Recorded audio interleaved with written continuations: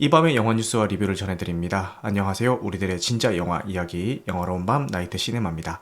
2024년 4월 20일 라이브 방송을 유튜브와 치지직에서 진행하고 있습니다. 캐스트로 들으시는 분들 중에서 바쁘신 분들은 1.2배속이나 1.25배속으로 청취하실 것을 권장드리고요. 유튜브로 시청하시는 분들은 백그라운드 재생으로 음성만 들으셔도 무방합니다. 추천과 구독은 큰 힘이 되니까요. 잘 부탁드리겠습니다.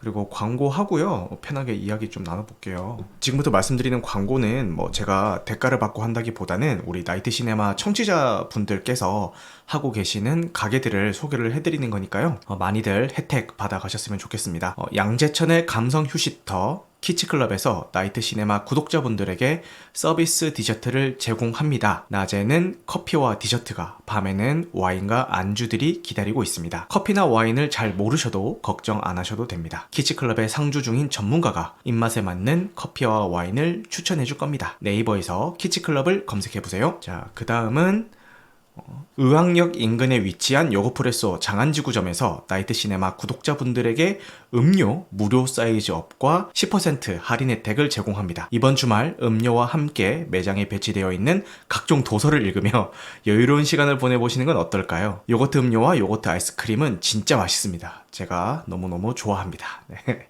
그 네이버에서 요거프레소 장안지구점을 검색해보세요. 그 다음은 팟캐스트입니다. 나이트 시네마는 팟캐스트 어디 영좀 시네타운 3구 삼덕유한공사와 함께 합니다.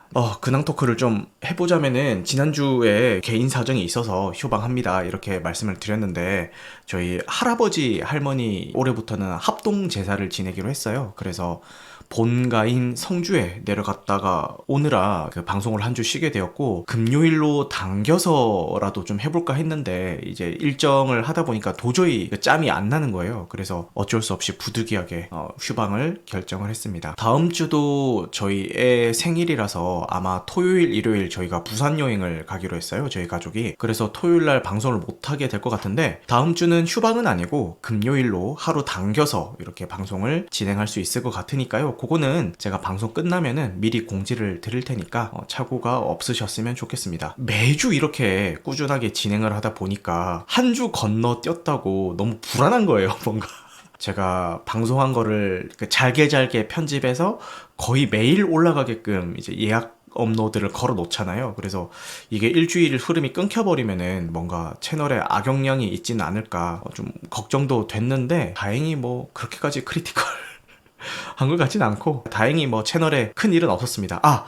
그 구독자 수가 1300명대에서 정체가 되어 있었는데 방송을 쉰 지난주에 드디어 1400명대를 돌파를 했습니다. 그래서 유튜브 채널 기준으로요. 그래서 좀 더 열심히 해보도록 하겠습니다. 스턴트맨이 곧 개봉을 하죠. 그거 기대작 중에 하나인데 시사회에 당첨이 되어가지고 다음 주 화요일에 시사회를 보러 가는데 이게 동반 1인이에요. 근데 그 시사회 장소가 수원역이다 보니까 저는 수원에 살기 때문에 접근성이 너무 좋은데 저희 청취자분들이나 아니면은 다른 분들이 대부분 다 서울에 계셔가지고 이렇게 수원역까지 오시기가 접근성이 이렇게 좋지가 않더라고요. 그거 보러 수원까지 가기가 좀 그렇다라는 식으로 말씀을 하셔가지고 이거 어떡하지? 그냥 옆자리를 가방만 두기에는 좀 너무 아까운데 라는 생각을 하던 찰나에 지금 치지직에서 열심히 채팅을 쳐주고 계신 저 윤가님께서 저 그날 시간 돼요. 그래서 윤가님과 함께 보기로 했습니다. 그래서 원래는 제가 영화를 볼 때 기존에는 영화를 보면서 항상 팝콘이랑 콜라를 먹었는데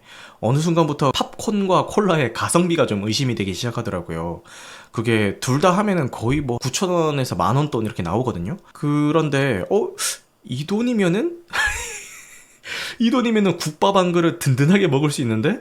이런 생각이 들면서, 이게 그 돈씨가 진짜 되는 거예요. 수원역 앞에 보면은 국밥 골목이 있습니다. 국밥 골목에 가면은 순대국밥도 맛있는데, 그 국밥 골목은 순대국밥보다는 내장국밥이 진짜 맛있어요. 내장국밥 한 그릇에 그 모듬내장 하나 시켜놓고 이렇게 먹으면은 진짜 든든하거든요. 그래서 그 윤가님이 시간만 되시면은 제가 또 한 그릇 국밥 한 그릇 든든하게 대접해드리고 이게 배 두들기면서 같이 스턴트맨 같이 보면 좋지 않을까 이런 생각이 들더라고요. 요새 극장에 가서 선뜻 보고 싶은 작품이 잘 없죠, 그죠?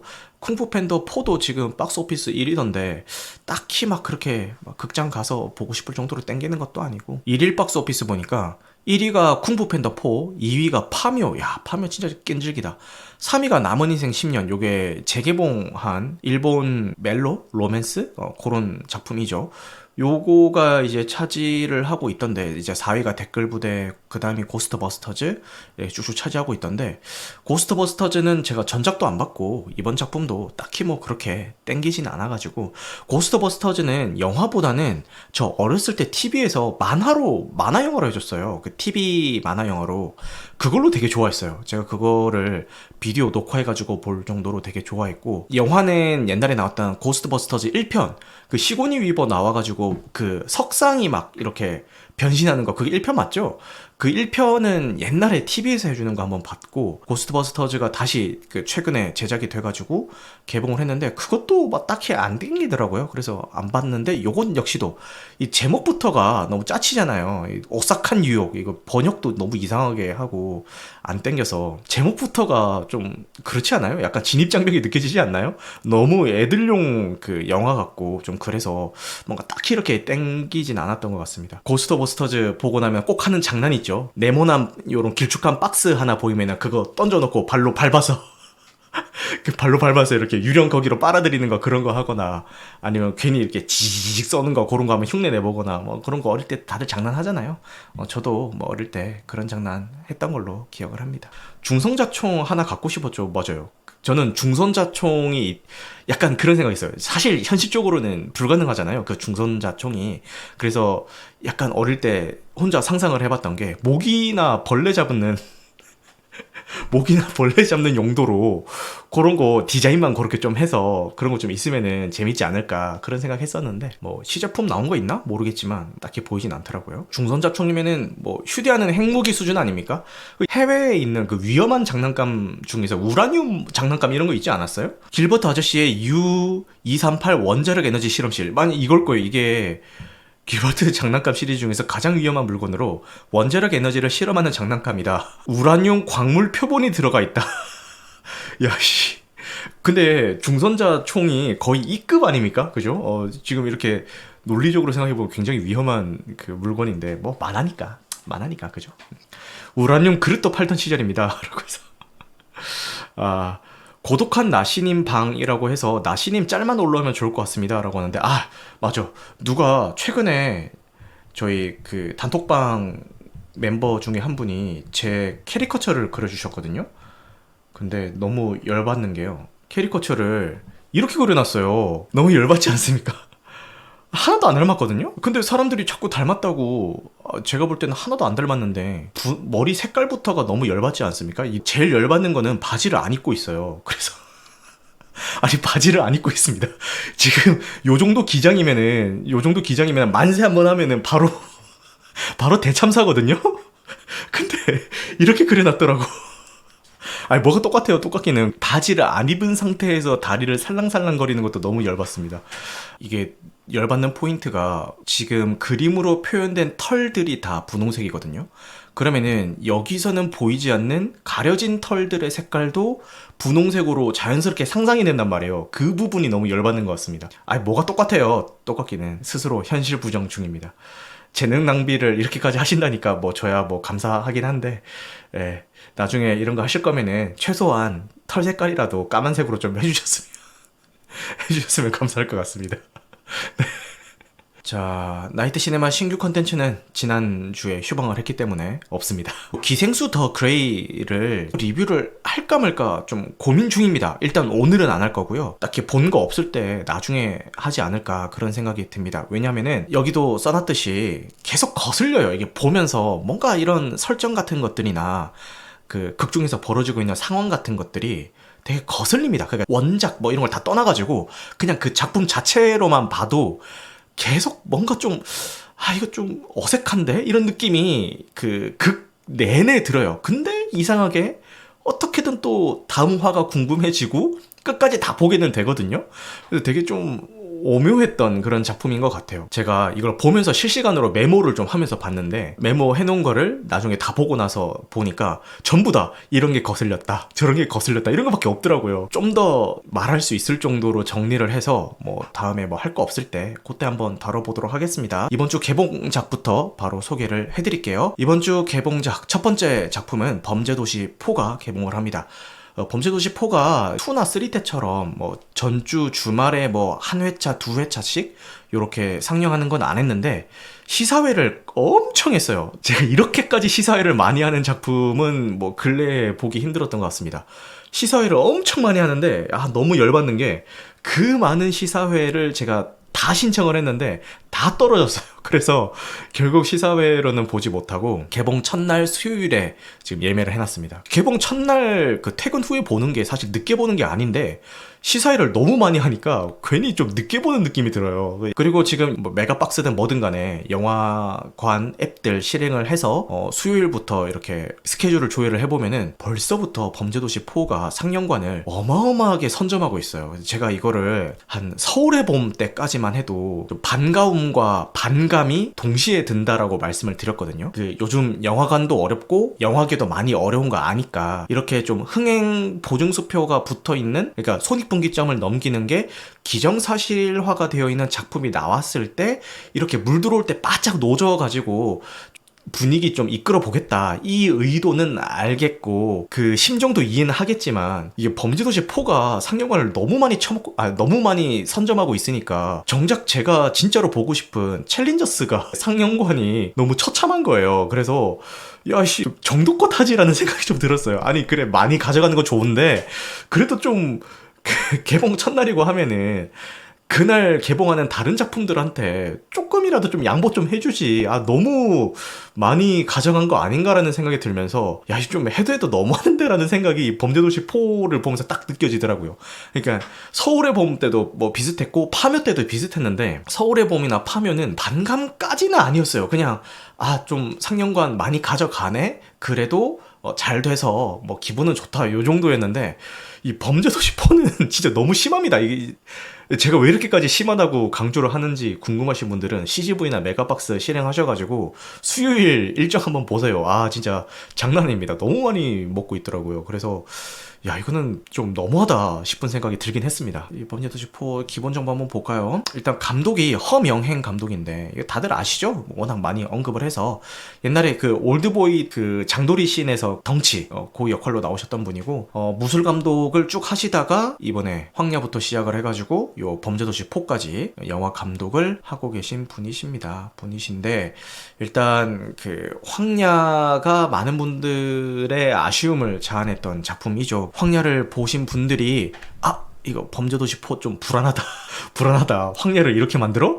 범죄도시 4 불안한데? 이런 생각을 다들 하셨던 것 같고 저 역시도 황야를 보면서 범죄도시 4 좀 불안한데? 이런 생각을 똑같이 했던 사람입니다. 그리고 시사회 반응은 좀 반반 갈리는 것 같아요. 뭐 좀 아쉽다라는 분도 있고 뭐 재밌다라는 분도 있고 반반 갈리고 있는 것 같은데 의견이 모아지는 거는 그래도 3보단 좀 나은 것 같다 이런 이야기가 있는 것 같아서 저는 사실 3도 그렇게 나쁘지 않게 봤거든요. 그래서 4도 뭐 한번 기대는 좀 해볼 생각입니다. 다루고 있는 소재는 뭐 다들 아시겠죠. 근데 소재가 뭐가 됐든 간에 일단 마석도가 나와서 다 때려잡는다 요런 이야기로 넘어갈 것 같고 요 해외 불법 도박 사이트를 소재로 다루고 있는 것 같은데 시놉시스를 읽어보면은 수배 중인 앱 개발자가 필리핀에서 사망한 사건이 벌어지면서 본격적으로 이야기가 진행이 되는 것 같은데 요 얘기 들으면은 바로 딱 생각이 나는 사건이 있죠. 그것이 알고 싶다에서도 다뤘었던 그 파타야에서 그 실제 우리 20대 개발자가 감금 폭행을 당해서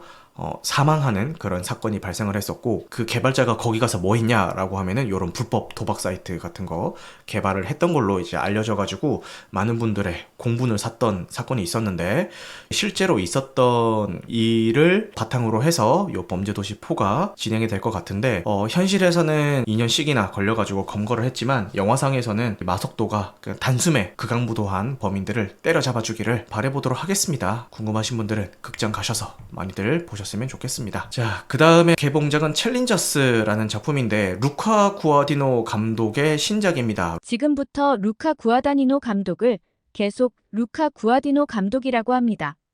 미리 사과드립니다. 네, 루카 구아디노 감독의 작품을 뭘 봤는지 제가 보니까 의외로 몇 개 봤더라고요. 그래서 좀 뿌듯했습니다. 서스페리아를 봤고요. 요게 그 리메이크작이죠. 오리지널 작품이 아니고. 요거 봤고 본즈앤올 봤습니다. 본즈앤올 봤습니다. 요것도 극장 상영 많이 못했지만 그 틈을 비집고 들어가서 봤고 리뷰도 한번 했었죠. 그래서 본의 아니게 루카 구아디노 이게 자꾸 발음이 왜 이렇게 어렵냐? 본의 아니게 루카 구아다니노 감독의 최근 작품 3편을 다 보게 됐어요.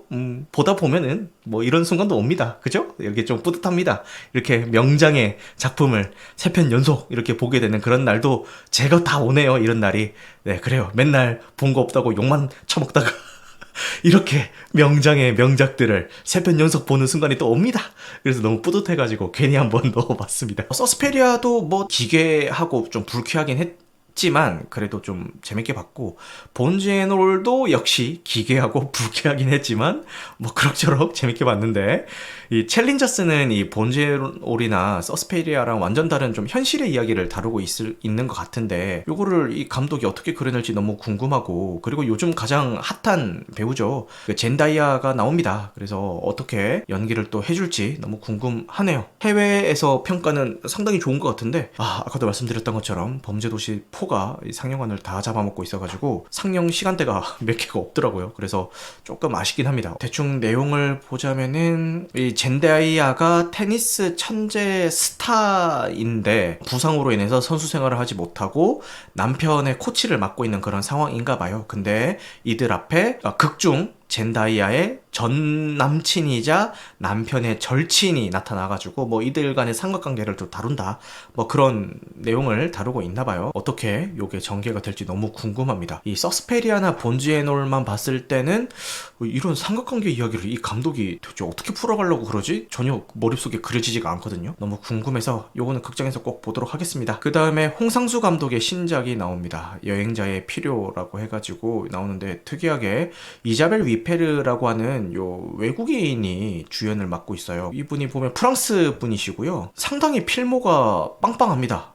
그리고 상 같은 것들도 굉장히 많이 받고 꽤 유명하신 분인 것 같아요. 저는 이제 처음 뵙는 분인데 그리고 홍상수 감독 작품에는 다른 나라에서 라는 요 작품에 출연을 했다라고 하네요. 요거를 뭐 계기로 해서 요번 작품에도 나오게 되지 않았나 라는 생각이 듭니다. 홍상수 좋아하시는 시네필들이 너무 엄청 막 기대를 하고 계시던데 저는 아직까지 홍상수 감독의 작품을 단 하나도 보지 않았기 때문에 아무런 기대감이 없습니다만 사실 이게 뒤늦게 시작을 하려고 하니까 뭐부터 봐야 될지도 모르겠더라고요. 왜냐면 홍상수 감독 작품이 이게 흐름이 있다 보니까 이게 어디서부터 시작을 해야 될지 처음부터 다 챙겨보자니까 너무 많고 이제 와서 입문을 하려면은 뭐부터 봐야 될지가 좀 막막하더라고요. 그래서 주변에서 추천을 받았던 게 하하하부터 보면은 좀 나을 수도 있을 것 같다라고 해서 이제 구매를 해놨거든요.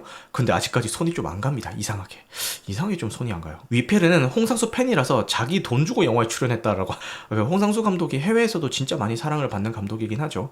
최근에 개봉했던 뭐 탑이라든가 뭐 물 위에서였나? 뭐좀 있었는데 물 위에서가 아니고 물 안에서구나. 아니 갑자기 왜 물 위에서라고 제가 생각이 들었냐면은 팟캐스트 중에서 M장기획이 진행하는 팟캐스트가 있는데 방금 직전에 막 들었을 때 거기서 다뤘던 주제가 옛날에 그 란제리 모델 이승희 모델 아세요? 이승희? 라보라예요라고 하면서 막 TV 광고로 막 란제리 광고도 하고 했던 모델 이승희에 대해서 그 방송에서 다뤘는데 소재로 잠깐 다뤘는데 그분이 이제 국내에서 성인 영화를 찍었던 작품의 제목이 물 위에서의 하룻밤인가 그랬어요. 제 기억에도 비디오 대여점 앞에 포스터로 막 붙어있고 막 그랬던 기억이 있거든요. 그래서 이 홍상수 감독의 물 안에서랑 물 위에서랑 이렇게 헷갈려가지고 순간적으로 약간 물 위에서라고 나왔던 것 같네요. 그 다음에 이번 주 OTT 공개작에 대해서 소개를 해드리겠습니다. 먼저 4월 22일 날 넷플릭스의 포레스트 검프가 공개가 됩니다.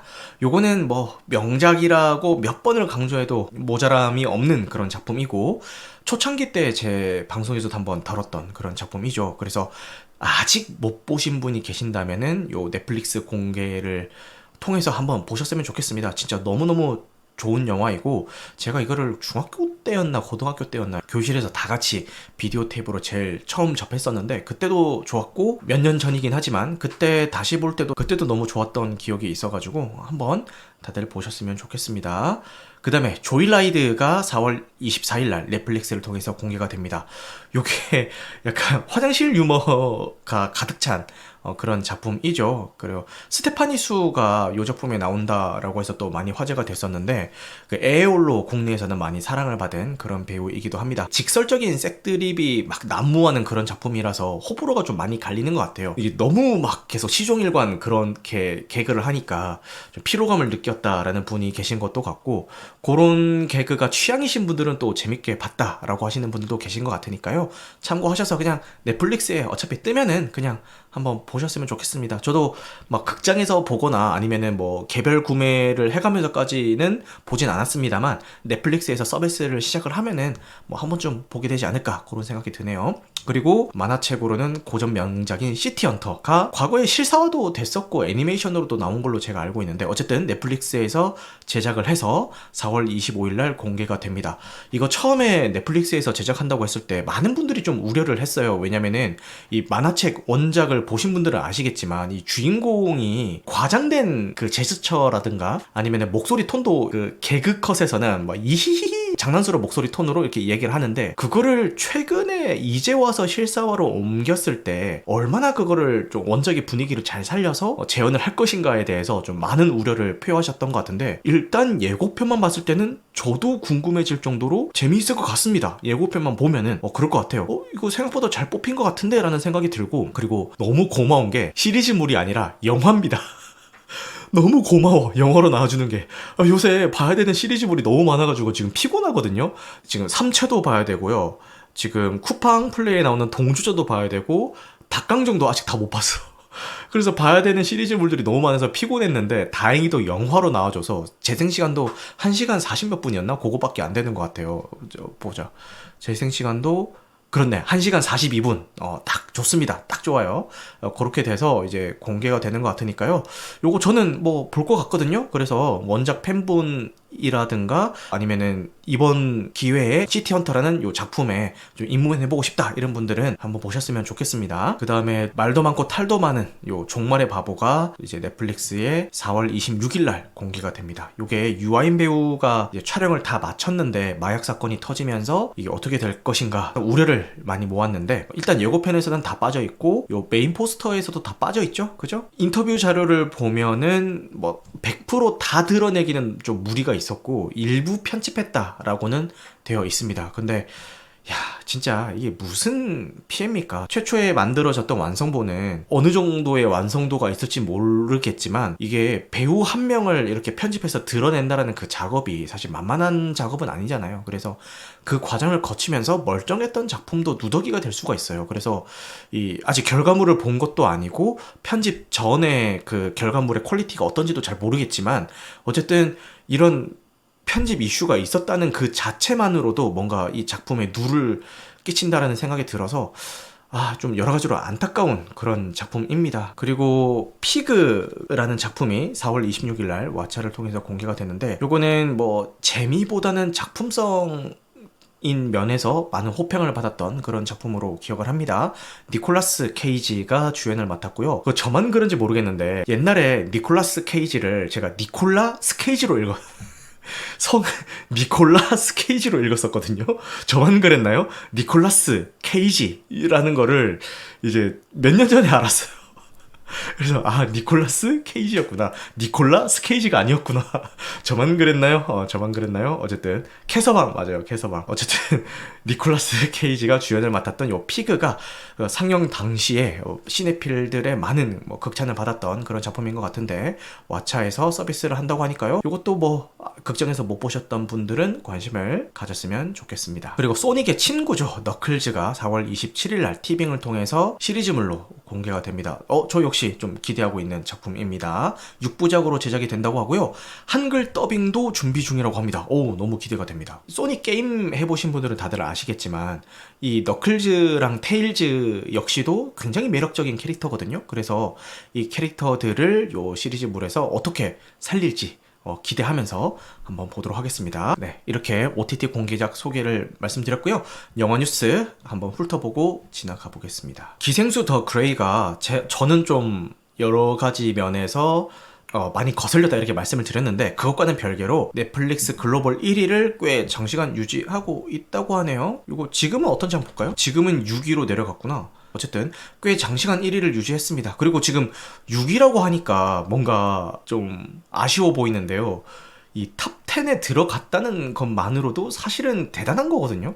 근데 지금 이거 보면서 발견했는데 이 기생수 더 그레이가 6인 것도 놀라운데 눈물의 영웅이 7인 것도 진짜 놀랍습니다.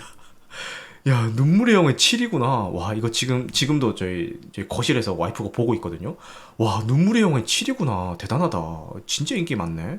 저는 아직 안 봤는데, 오며 가며 와이프가 보고 있는 거 그냥 어깨너머로 봤을 때, 뭐, 재밌겠다라는 생각이 들기는 하더라고요. 실제로 주변에서도 많이 보시긴 합니다. 근데, 이제, 우리는 한국이니까 한국에서 주변에서 많이 보는 거는 뭐 그러려니 하는데 넷플릭스 글로벌 7이라는 거는 진짜 이게 외국에서도 먹히는구나라는 게 진짜 대단한 것 같습니다. 그 다음에 뉴스는 아마존 프라임에 폴아웃이 전 에피소드가 공개가 됐고 지금 시즌2 제작이 확정이 됐다라고 합니다. 저 아직 이것도 봐야 돼. 이것도 시리즈물인데 이것도 봐야 돼. 시간이 너무 없어요. 생각보다 많은 분들이 호평을 하고 있습니다. 재밌다라고 해가지고 저도 아마존 프라임 구독 중이기 때문에 조만간 한번 보도록 하겠습니다. 그리고 쿠팡 플레이에서 동조자 서비스를 시작을 했죠. 지금 2화까지 공개된 걸로 알고 있고 저는 지금 1화까지 본 상황인데 1화만 봤을 때 제 느낌은 이건 좀 더 봐야지 알겠다라는 생각입니다. 근데 1화만 보고서도 야 역시 박찬욱이다 라고 하면서 극찬하시는 분들도 계시던데 뭐 편집 같은 것들이 되게 좀 독특하고 스타일 있게 잘 됐다 이런 것들은 알겠지만 그 작품 자체가 주는 그 재미적인 요소가 있잖아요. 그게 한 중반부까지는 좀 약간 아리까리했어요. 내가 과연 이거를 박찬욱 감독의 작품이 아니었더라도 계속 이렇게 보고 있을까? 좀 아닌 것 같다라는 생각을 중반부까지는 했는데 1화 후반부에 딱 하니까 요거 좀 2화가 기대가 되는데? 라는 생각이 들더라고요. 그러면서 요것도 한번 쭉 보도록 하겠습니다. 그리고 왓챠가 얼마 전에 한 몇 개월 전에 제가 왓챠가 흑자 전환을 했다. 뭐 구조조정도 하고 여러 가지 긴축 재정을 해가지고 드디어 흑자 전환을 했다라고 말씀드렸는데 다시 왓챠가 많이 어려워졌다라는 기사가 떴습니다. 개인적으로 왓챠 굉장히 좋아하는 플랫폼인데 이게 어려워진다라는 기사가 뜰 때마다 좀 안타깝기도 하고 한편으로는 차라리 뭐 어디서든 간에 좀 빨리 좀 가져가줘가지고 어디서 운영하든지 간에 서비스라도 좀 이렇게 잘 해줬으면 좋겠다라는 생각이 드는데 하루빨리 좀 잘 됐으면 좋겠습니다. 참고로 저 열심히 구독 중이니까요. 이게 왓챠를 응원할 수 있는 가장 좋은 방법은 구독이겠죠? 네, 어쨌든 열심히 구독 중이니까 왓챠 좀 힘냈으면 좋겠습니다. 그리고 아까도 말씀드렸던 기생수 더 그레이가 로튼토마토 신선도 100%를 유지 중이다 라고 하는데 지금 볼까요? 지금도 100%야. 아직도 100%를 유지 중이네. 의외로 해외에서 이런 스타일이 좀 잘 먹히나 봐요. 그죠? 그리고 원펀맨의 헐리우드 실사 영화 제작진 정보가 공개가 됐다고 합니다. 야, 원펀맨 실사화를 어떻게 하려고 그러지? 이거 실사화를 됐을 때 이질감이 없을까? 약간 의문이 드긴 하는데 어쨌든 뭐 어떻게 나올지 한번 지켜보겠습니다. 자, 그 다음에 에일리언 8편이 로물로스인가 해가지고 뭐 8월달인가 그때 개봉을 한다고 하는데 거기에 맞춰서 에일리언 1편 1979년작이 4월 26일날 북미에 재개봉을 한다라고 합니다. 참고로 이거 100% 또 채팅으로 누군가 물어볼 것 같아서 선빵을 치자면은 봤습니다. 봤고요. 봤습니다. 에일리언 1편 봤습니다. 봤으니까 놀랍게도 봤습니다. 이게 언제 봤냐면은 그 프로메테우스를 제가 너무 재밌게 보고 커버넌트는 좀 호불호가 갈리긴 하는데 커버넌트도 저는 되게 재밌게 봤어요. 프로메테우스랑 커버넌트를 재밌게 보니까 1편도 궁금해지는 거예요. 그래서 이제 1편을 챙겨봤죠. 봤는데 1편도 꽤 재밌게 봤습니다. 그래서 에일리언이 이렇게 탄생을 했구나 라는 생각을 하면서 재밌게 봤는데 요게 북미에서는 재개봉을 하는데 국내 재개봉은 어떻게 될지 모르겠습니다. 근데 만약에 국내 재개봉을 하면은 뭐 극장 한 번쯤 찾아볼 의향이 있다 이런 생각이 드네요. 왜 봤냐? 아니 안 이제 봤으면은 왜 봤냐라고 묻는 건가요? 왜 봤냐고. 썬데이님도 프로메테우스 보고 1편 봤습니다라고 하는데 맞아. 프로메테우스 진짜 재밌어요. 너무 잘 만든 작품입니다. 그거 보고 나면은 1편이 궁금해질 수밖에 없습니다. 그 다음에 박찬욱 감독이 라이언스 게이트를 통해서 올드보이를 영어 TV 시리즈 제작을 한다라고 하는데 박찬욱 감독이 제작에 참여한다라고만 되어 있지 뭐 감독을 한다 뭘 한다 이게 없어가지고 아직 박찬욱 감독이 여기서 포지션이 뭔지는 잘 모르겠어요. 뭐 제작에 참여한다라고 하니까 상당 부분을 좀 관여하게 되지 않을까 싶긴 한데 어쨌든 한번 TV 시리즈 이거 소식 들었을 때 저는 반가웠거든요. 올드보이가 그래도 이제 와서는 거의 한 20년 지난 작품이잖아요. 이렇게 좋은 소재와 좋은 작품을 지금에 와서 뭐 다시 만든다라는 게 뭐 굳이? 라는 분들도 계시겠지만 뭐 저는 뭐 나쁘지 않은 시도라고 봅니다. 그래서 나오면은 한번 기대를 해보도록 하겠습니다. 국내 서비스를 어떻게 할지가 그게 궁금하네. 그리고 유재석 감독의 영화 잠이 브뤼셀 판타스틱 영화제에서 신인 감독상을 수상을 했다라고 합니다. 너무 축하드리고요. 저 역시도 잠 되게 재밌게 봤고 좋아하는 작품인데 이게 뭐 해외 영화제에서나 이렇게 수상했다 이런 소식이 들릴 때마다 여러 가지로 착잡합니다. 그죠? 이성균 배우 생각이 나면서 착잡합니다. 그럼 이제 본격적으로 영화 리뷰를 해보도록 하겠습니다. 자, 먼저 오맨 1편에 대한 이야기부터 하고 가야 될 것 같은데 일단 밑밥을 좀 깔자면은 저한테 돌 던지지 마세요. 요렇게 밑밥을 좀 깔겠습니다. 어쨌든 요거는 좀 짧게 빨리 하고 갈게요. 네, 오맨 시리즈의 최신작 오맨 저주의 시작을 인상 깊게 봤다라고 지난 시간에 말씀을 드렸죠.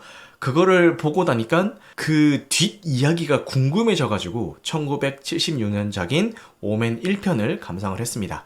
사실 이 오맨 저주의 시작이 오맨 1편의 프리퀄이기 때문에 사실은 오맨 1편을 먼저 보고 오맨 저주의 시작을 보면서 데미안이 이렇게 탄생을 했구나 이거를 알아가는 게 정석이긴 한데 저는 그 반대가 된 거죠. 오맨 1편이 76년작이다 보니까 제가 태어나기도 10년 전에 개봉을 했던 제작이 됐던 그런 작품이라서 뭐 이렇게 보지 못했던 것도 있고 나중에 뭐 비디오 테이프라든지 그런 걸로도 볼 기회가 뭐 있긴 했지만 쫄보여가지고 보지 못하고 있다가 뭐 이제서야 좀 보게 됐네요. 이거부터 보고 나서 그 프리퀄을 봤다라면 얼마나 좋았을까라는 그런 아쉬움도 있지만 뭐 최소한 뭐 오맨 저주의 시작을 통해서 오맨 시리즈에 대한 호기심이 생겼고 그 뒷 이야기가 궁금해졌다는 것만으로도 요 최신작인 요 프리퀄이 의미가 있었던 것 같습니다.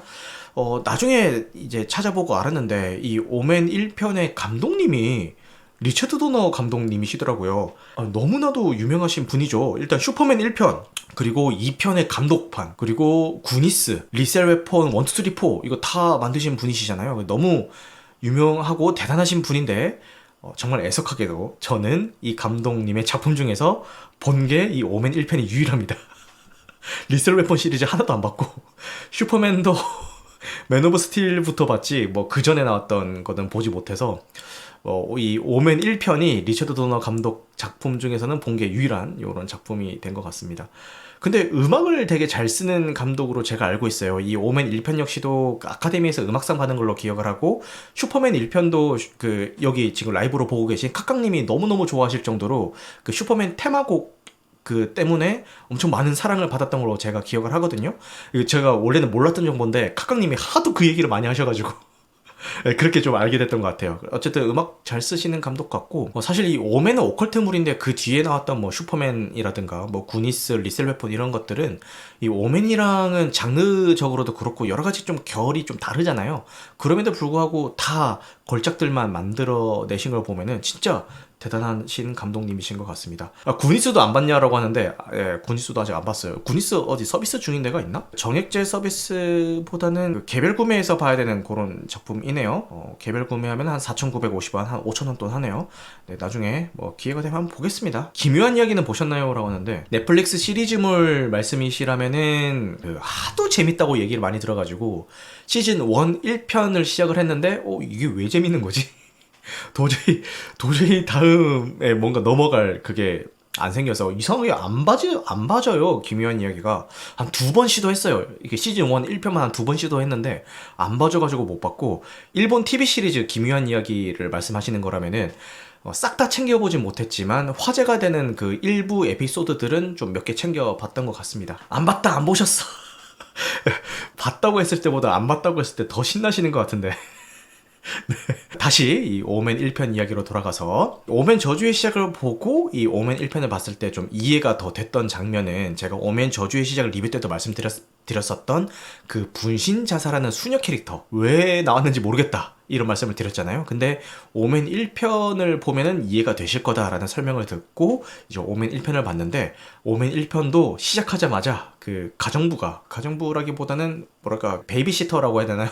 네, 그분이 시작하자마자 뛰어내려 버리죠. 오멘 1편에서는 근데 그 장면이 베이비시터가 자살하는 거를 데미안이 보면서 뭔가 데미안 안에 그 잠재되어 있던 심연의 어떤 그 무언가가 깨어난다라고 좀 이해를 했어요. 그건 알겠는데 오멘 저주의 시작에 굳이 그 장면이 다시 나온다는 거는 원작에 대한 오마주 이외에 뭔가 더 특별한 게 있을까라는 생각이 좀 들기는 해요. 근데 거기에 대해서 제가 잘 모르겠다고 했더니 그 유튜브 댓글로 어떤 분이 좀 설명을 해주셨더라고요. 그거 댓글 한번 읽고 진행을 해보도록 하겠습니다. 불타 죽은 수녀는 임신한 그림, 자살에 의미가 있다고 생각을 합니다.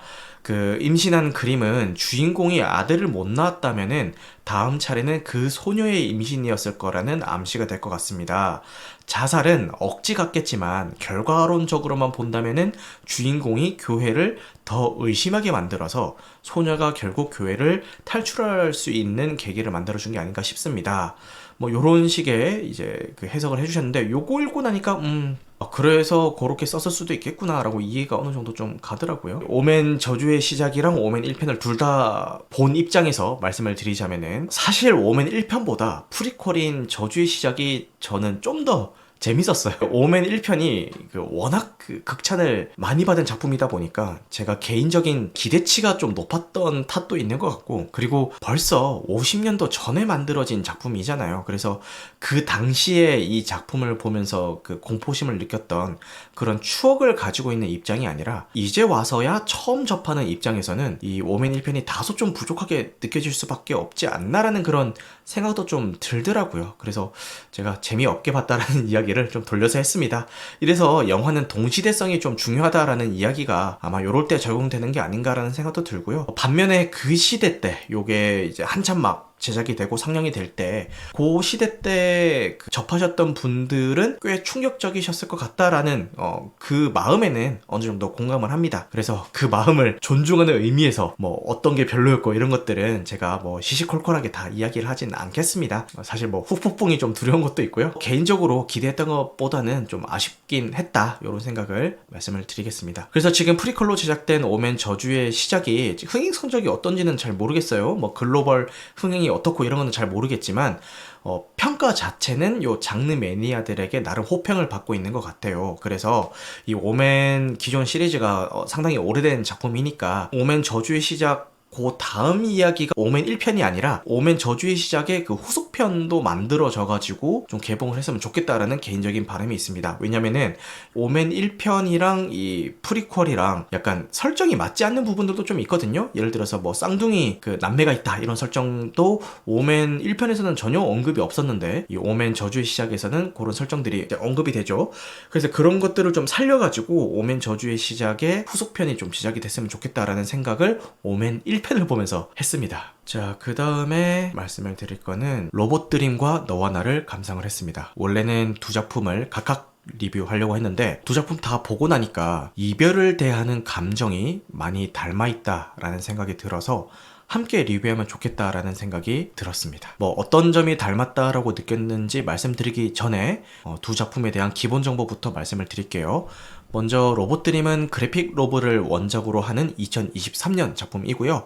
제76회 칸 영화제 특별 상영 부분에서 최초 공개가 되었고 제96회 아카데미 시상식 장편 애니메이션상의 후보로 올랐었던 작품입니다. 스페인과 프랑스의 합작 애니메이션인데 대사가 없이 진행되는 작품이다 보니까 따로 뭐 스페인어나 프랑스어가 사용된 거는 아닌 것으로 보입니다. 그리고 배경도 뉴욕이라서 뭐 영어가 주로 사용된 걸로 보여요. 대충의 내용은 짧게 말씀을 드리자면은 뉴욕에 살고 있는 도그가 TV 홈쇼핑을 통해서 반려 로봇을 주문하게 되고 둘도 없는 단짝이 되는데 바다 수영 데이트 후에 고장나버린 로봇을 어쩔 수 없이 해변가에 두고 오게 됩니다. 이 해변가에 로봇을 두고 온 도그와 해변가에 홀로 남겨진 로봇은 다음 해수욕장 개장일까지 각자의 상황들을 겪어내며 서로가 서로를 그리워하게 된다라는 그런 내용입니다. 네, 요 너와 나 같은 경우는 배우로 얼굴이 많이 알려진 조연철 감독의 장편 영화 데뷔작입니다. 단편 영화는 많이 만드셨더라고요.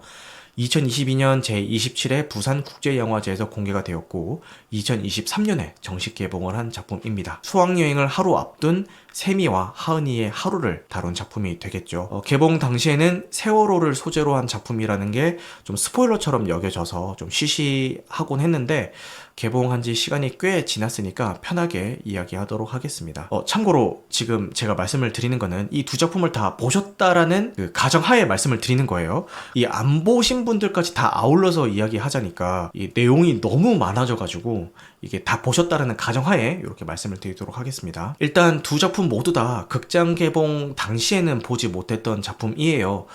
많은 혹평에도 불구하고 두 작품 다 상영관 확보가 많이 된 편은 아니었는데 다행히도 로봇드림은 최근에 수원에서 갑자기 뜬금없이 직장인도 접근 가능한 오후 한 6시 이후 그런 시간대에 갑자기 편성이 돼가지고 이때다! 라고 하면서 극장 사수를 했던 작품이고요.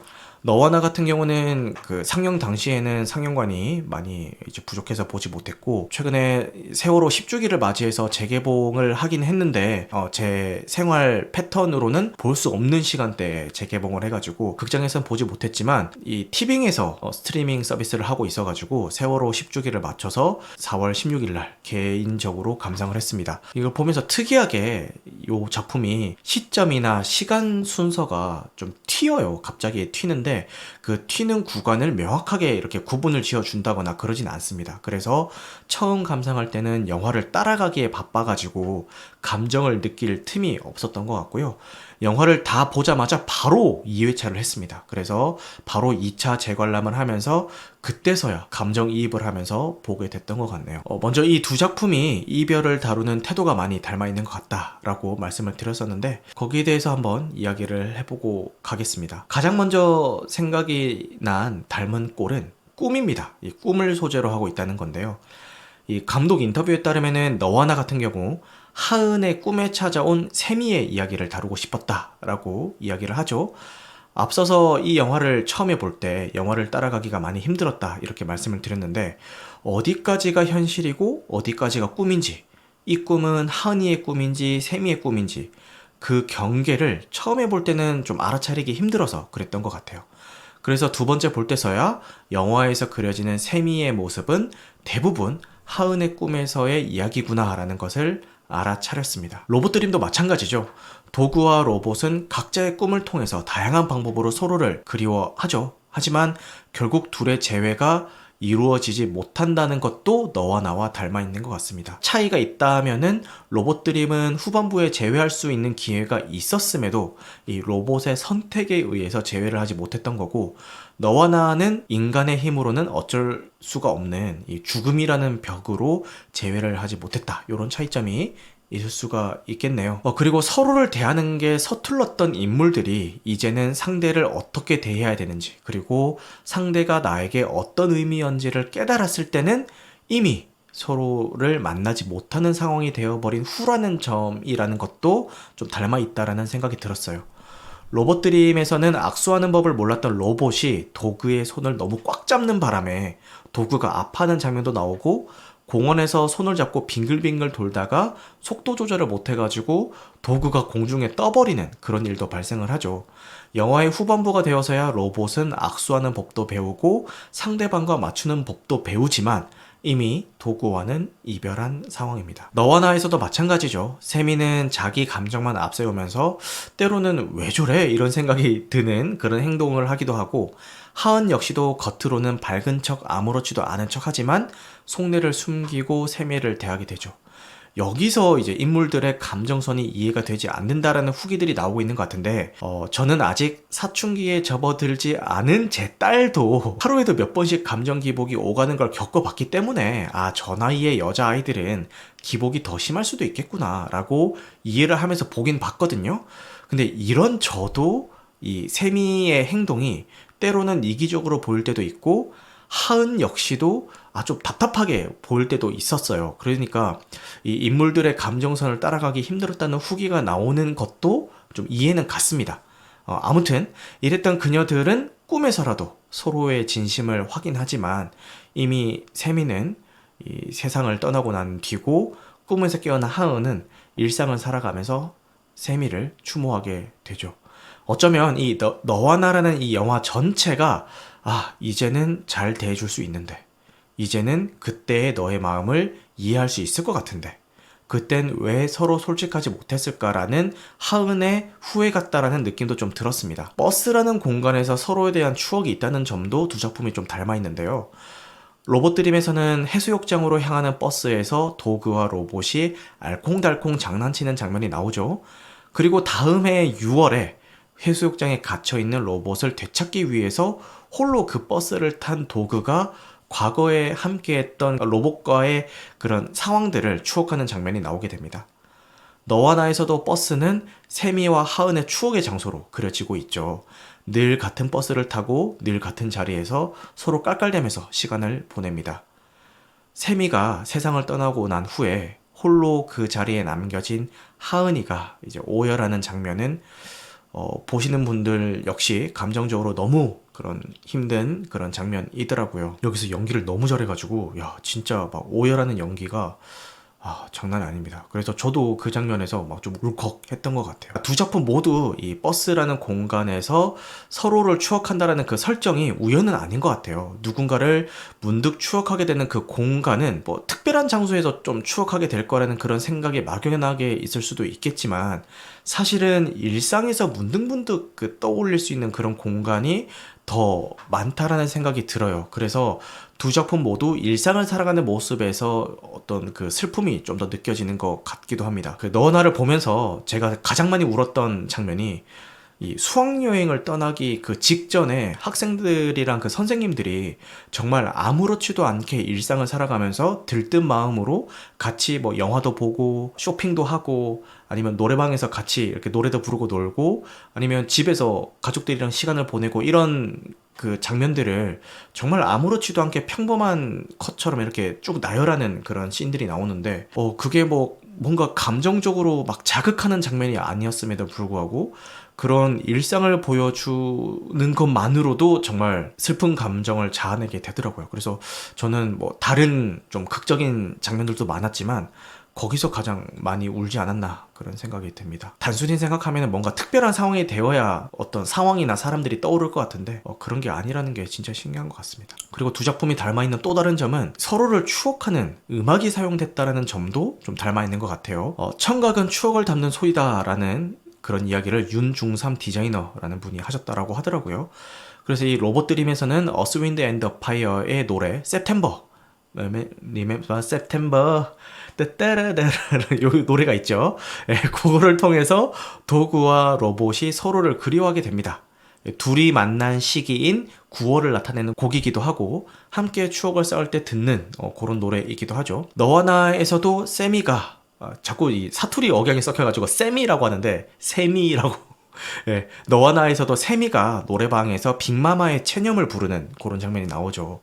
근데 이 체념이라고 했을 때 직관적으로 떠오르는 그런 단어가 주는 이미지가 어떤 포기 뭐 이런 게 떠오를 수가 있는데 사전에서 체념이라는 뜻을 찾아보면은 풀어버리지 못하고 오랫동안 쌓인 생각이라는 이런 뜻도 가지고 있는 단어입니다. 뜻대로 풀리지 않는 하은과의 관계에 마음 아파하는 이 세미의 마음을 나타내기도 하겠지만 꿈을 꾸고 있는 주체인 하은이가 세미를 잊지 못하고 오랫동안 기억에 쌓아놨던 것을 뜻하기도 하는 것 같았습니다. 그래서 지금까지 관계와 이별을 다룬 요 두 작품이 닮아있는 점에 대해서 좀 나열을 해봤는데 뭐 여러 가지 요소들이 더 있겠지만 이 두 작품이 가장 닮아있는 점은 결국 남겨진 모든 이들을 따뜻하게 위로하고 응원하고 있다라는 점이 아닌가 싶습니다. 상실을 겪어본 사람들은 비슷한 생각을 하신 경험이 있을지도 모르겠습니다만 어느 정도 시간이 지난 후에 일상을 살아가고 있는 스스로를 좀 보면서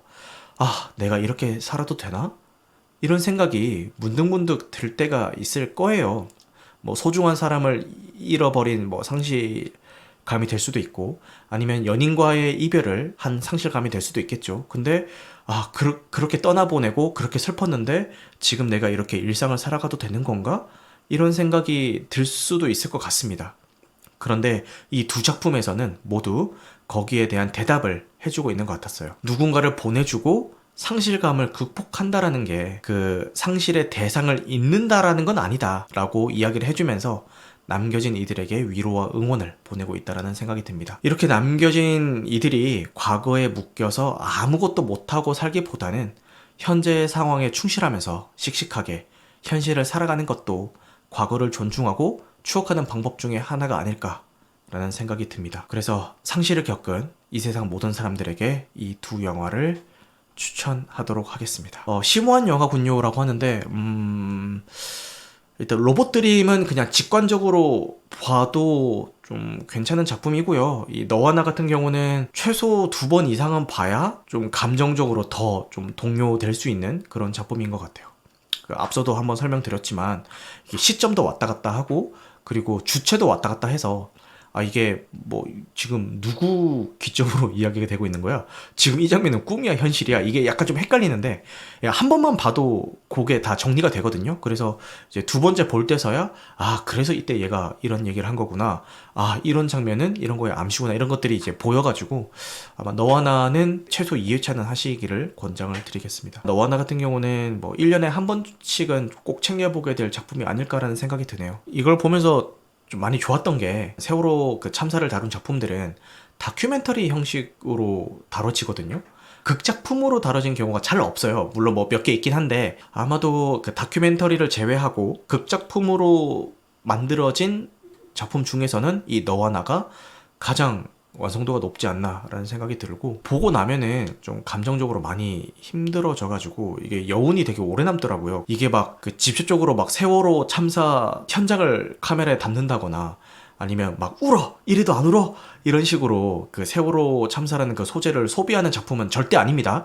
그게 아니라서 더 절절하게 와닿지 않았나라는 그런 생각도 들어요. 그 참사를 당한 인물들의 그 참사 전의 그 상황들을 많이 보여주는 것 같고 그 참사 후의 시점에는 그 참사를 겪은 이들이 참사로 인해서 소중한 사람을 잃은 이들이 어떻게 살아가고 있는지를 더 집중적으로 조명하는 그런 작품이기 때문에 티빙에서 지금 스트리밍 서비스가 되고 있으니까요. 꼭 한번 보셨으면 좋겠습니다. 진짜 연기를 너무 잘해요. 그리고 여기 나오는 그 박혜수 배우가 학폭 논란에 휩싸여 가지고 그 논란의 중심에 서 있는 배우인데 아직까지 결론이 안 났습니다. 아직까지 공방이 치열하게 되고 있는 것 같고 모르겠어요. 그 결론이 어떻게 나게 될지 모르겠지만 아직 결론이 나지 않은 사건에 대해서 너무 막 몰아가기보다는 어떻게 결과가 나올지를 좀 조용히 지켜보는 것도 좋지 않을까 그런 생각이 듭니다. 그리고 이 작품에서 보여준 모습은 그런 논란이 다 생각이 나지 않을 정도로 너무 연기를 잘 해줘가지고 어떻게 저렇게 감정 기복이 심한 연기를 저렇게 잘 할까라는 생각이 들 정도로 진짜 너무 잘 해줘가지고 더 몰입해서 봤던 것 같고요. 그리고 이거 보고 나신 다음에 뭘 추천드리냐면은 그 팟캐스트 중에서 그 김혜리의 필름클럽이라는 팟캐스트가 있어요. 그 팟빵에서도 서비스가 되고 있고 많은 사랑을 받는 팟캐스트인데 거기에서 이 너와 나라는 작품을 다루면서 이 조연철 감독을 직접 게스트로 모시고 이렇게 감독 인터뷰를 하는 형식으로 진행이 됩니다. 그거 한번 다들 챙겨 들으셨으면 좋겠습니다. 요거 듣고 나셔서 그 방송을 들어보시면은 좀 더 의미 있지 않을까 그런 생각이 드네요. 오늘 이렇게 준비한 작품들에 대한 소개는 다 마쳤습니다. 그리고 다시 말씀드립니다만 다음 주는 제가 토요일, 일요일 저희 애 생일을 기념해서 부산 여행을 가기 때문에 금요일에 제가 라이브를 진행하도록 하겠습니다. 아마도 다루게 될 작품은 스턴트맨과 범죄도시 4 그리고 챌린저스까지 다룰 수 있을지 모르겠는데 어쨌든 범죄도시 4랑 그 스턴트맨은 무조건 다루게 될 것 같습니다. 네, 그래서 다음 주 금요일에 이렇게 찾아뵙도록 하겠습니다. 스턴트맨 기대됩니다 라고 하는데 제가 화요일에 시사회에 가게 돼가지고 좀 운 좋게 그렇게 보게 될 것 같아요. 치지직에서 채팅 쳐주고 계시는 윤가님과 함께 가도록 하는데 윤가님 시간 되시면은 한 1시간 정도 일찍 만나서 제가 수원역 근처에 기가 막힌 그 내장국밥 잘하는 데 알거든요. 거기서 같이 국밥 한 그릇 든든하게 하고 그렇게 가도록 하시죠. 수원역 앞에 국밥 골목이 있어요. 거기 보면은 그 정말 몇십 년 동안 운영해온 그런 국밥집이 있습니다. 근데 거기가 원래도 손님이 많았는데 얼마 전에 유튜브 채널에서 거기를 한번 촬영하고 갔어요. 그 연예인 나오는 유튜버에서 성시경 이런 거 말고 뭐 다른 뭐 그런 건데 촬영하고 난 다음에 거기가 줄을 서요. 아씨 너무 열받아. 줄을 서서 먹어야 돼. 아, 너무 열받아요. 저는 성시경 채널이나 이런 거 안 보거든요. 그래서 사람들이 자꾸 그 성시경 왔다 가면은 나만 아는 맛집에 그 줄 서게 돼가지고 너무 열받는다. 농담으로 웃으면서 하는 얘기가 아니라 진짜로 열받아가지고 아씨 성시경 다녀간 다음부터 먹기 너무 힘들어져서 너무 열받는다고 이런 얘기 할 때 공감이 잘 안 됐거든요. 그냥 그런갑다 했는데 내장국밥집 사태를 겪어서 그 심정이 어떤 심정인지 알 것 같아. 유튜브 채널에서 한번 다녀간 다음에 줄 서서 먹어야 되니까 너무 열받는 거예요. 원래도 손님이 많긴 했지만 그렇게까지 막 줄 서고 그 정도까지는 아니었거든요. 쇼메이님이 선지국밥을 좋아하신다고 수원에 또 선지국밥 기가 막힌 데가 있죠. 거기는 그 방송을 안 타도 원래 줄 서서 먹는 데가 있긴 한데 선지해장국 기가 막힌 데가 있지. 네, 수원에 오시면 제가 한번 대접을 해드릴게요. 지하철역에서도 걸어서 갈 수 있는 거리여가지고 차 없이 그냥 오셔도 지하철로 오셔도 충분히 갈 수 있는 곳입니다. 수원에 손님들이 오시면은 제가 모시고 가는 코스가 있거든요. 방송 종료하기 전에 한번 보여드릴게요. 일단 아까 선지해장국 유치회관이라는 곳이 있습니다. 여기가 위치가 보면은 여기 수원시청역 보이시죠? 요 지하철에서 요 정도면 당연히 걸어서 갈 수 있습니다. 여기 유치회관인데 요게 선짓국인데 지금 요 발발발 끓는 거 보이십니까?